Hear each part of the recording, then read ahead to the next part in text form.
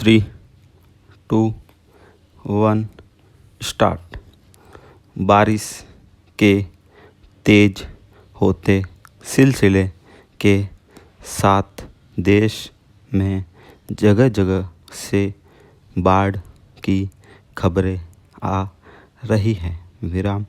असम, बिहार, उत्तर प्रदेश, महाराष्ट्र और गुजरात के कई इलाके पानी में डूबे हुए हैं।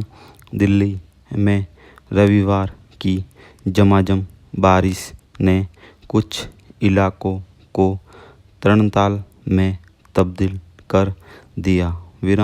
असम में हालात ज़्यादा गंभीर हैं, जहां बाढ़ जनित हादसों में 100 से ज़्यादा लोगों की जान जा चुकी है।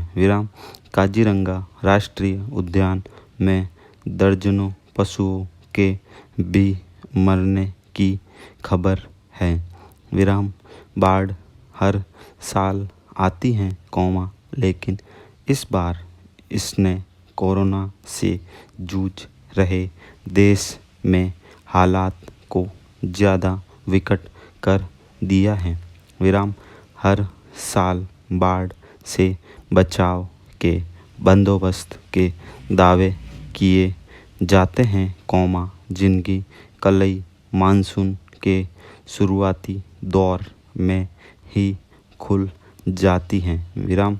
राष्ट्रीय बाढ़ आयोग ने देश की 4 करोड़ हेक्टेयर जमीन को बाढ़ प्रभावित घोषित कर रखा है।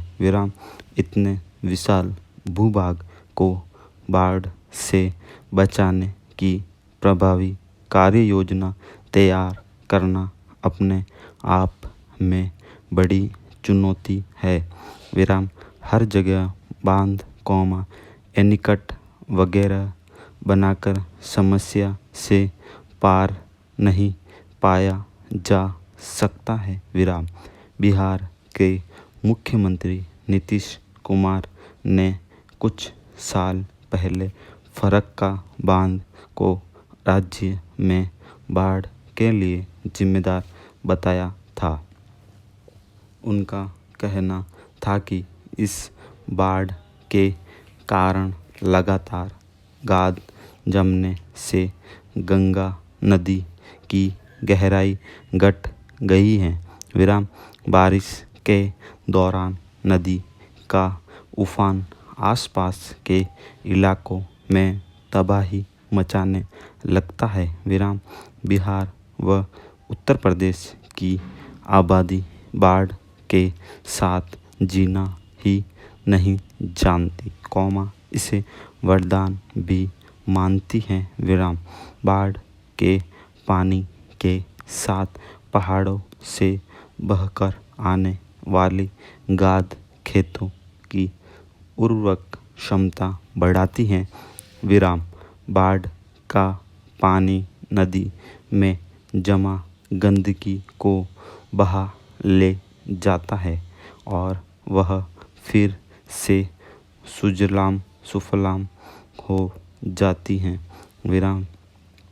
लेकिन मुंबई, दिल्ली और चेन्नई जैसे महासागरों ने बाढ़ अगर वरदान नहीं, कहर साबित होती हैं, तो इसके लिए कई दूसरे कारक जिम्मेदार हैं। नदी, नाले, झील, तालाब, कुएं जैसे प्राकृतिक जल स्रोत की लगातार अनदेखी होती रही है। शहरों की अनियंत्रित बसावट में जल निकासी पर ध्यान नहीं दिया गया। इसलिए मानसून की शुरुआती बारिश के दौरान ही कई रिहायशी इलाकों पानी से डूबे नजर आते हैं। स्मार्ट हो रहे शहरों का इस तरह बारिश के आगे घुटने टेकना चिंता की बात है। एक दौर था, जब बारिश का पानी पटना में ठहरने के बजाय तटवर्ती गंगा नदी में चला जाता था। विराम बेतरतीब बसावट के कारण अब पानी इस स्मार्ट सिटी की बस्तियों को डुबो देता है। विराम देश के दूसरे शहरों का भी यही हाल है। विराम सभी शहरों में नगर नियोजन और जल प्रबंधन के मोर्चों पर ठोस कदम उठाने की ज़रूरत है। जल प्रबंधन को नेशनल एजेंडा बनाया जाना चाहिए की ज़रूरत है।